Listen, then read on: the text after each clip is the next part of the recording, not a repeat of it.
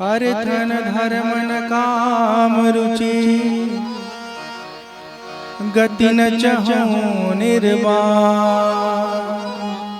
जन्म जन्म रति राम पद, यह वरदान न हमको धन चाहिए न धर्म चाहिए न कामनाएं पूरी हो ये चाहिए। हम कामना को पूरा करना नहीं चाहते, नहीं हम मोक्ष चाहते, सिर्फ ये चाहते कि राम जी के चरणों में हमारा प्रेम निरंतर बना रहे।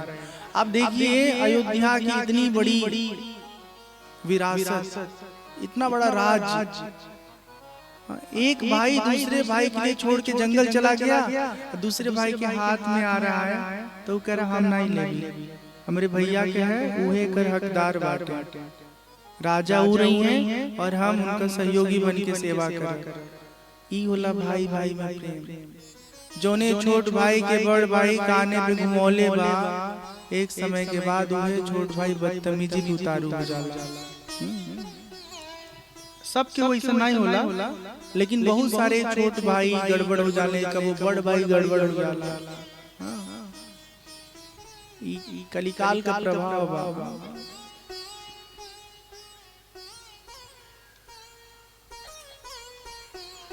जिस प्रकार से राम जी जब वन में जा रहे हैं और बादल उनको छाया दे रहे हैं, ठीक वैसे ही प्रकृति भरत जी को सूर्य के ताप से बचा रही है। जब भरत जी को जाते हुए देखें, देवताओं को एक खबर मिला है, इंद्र परेशान हो गए, अपने गुरुदेव के पास जाकर के बोले, हे गुरुदेव, हे बृहस्पति देव, कुछ ऐसा करिए कि भरत और राम का मिलन न हो सके।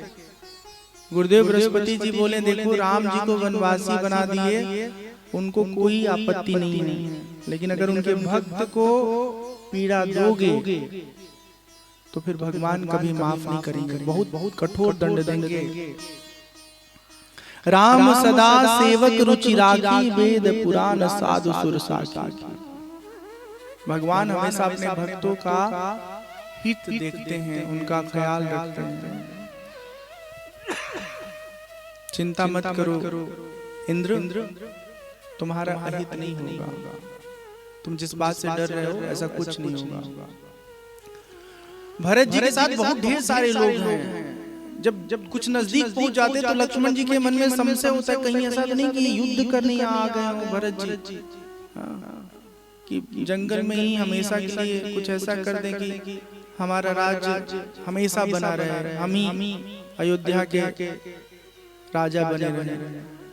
भगवान राम कहते हैं, लक्ष्मण ऐसा मत सोचिए, भरत के हृदय में तनिक भी दोष नहीं है, बहुत निर्मल स्वभाव वाले हैं भरत। मच्छर के फूंकने से मेरू पर्वत उड़ सकता है, यह असंभव है, लेकिन फिर भी संभव हो सकता है। पर भरत के हृदय में राजमद कभी नहीं आ सकता। राम जी लक्ष्मण जी को समझाते हैं। भरत जी और निकट पहुंचते हैं और निकट जाते हैं। जब एकदम करीब जाते हैं तो भगवान श्री राम स्वयं अपने स्थान से उठ करके और भरत के पास जाके उनको अपने हृदय से लगाने की कोशिश करते हैं, लेकिन तब तक भरत जी भगवान राम के चरणों में दंडवत लेट जाते हैं। भगवान राम उन्हें जबरदस्ती उठा के अपने हृदय से लगाते हैं और उन दोनों के मिलन को देख करके सब लोग भावुक हो जाते हैं। वर बस लिए उठायूरा, लाए कृपा निधान, भरत राम की मिलन लखी, बिसरे सब ही अपान। सब लोग अपने प्राण की सुध बुध को बैठते हैं। भगवान से मिलने के बाद अयोध्या के सारे समाचार के बारे में भरत जी राम जी को बताते हैं। पिताजी के न रहने का खबर देते हैं। भगवान श्री राम पुत्र के रूप में जो जरूरी होता है पिता के लिए करना, वो सब क्रिया कर्म करते हैं।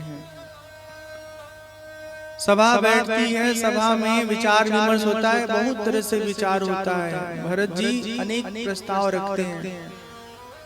भगवान राम सिर्फ इतना कहते हैं कि हे भरत, जिस वचन को पूरा करने के लिए हम वन आए, अब तो पिताजी भी नहीं रहे, वो वचन अधूरा रह जाएगा तो हमारे कुल के लिए कितना बड़ा कलंक होगा।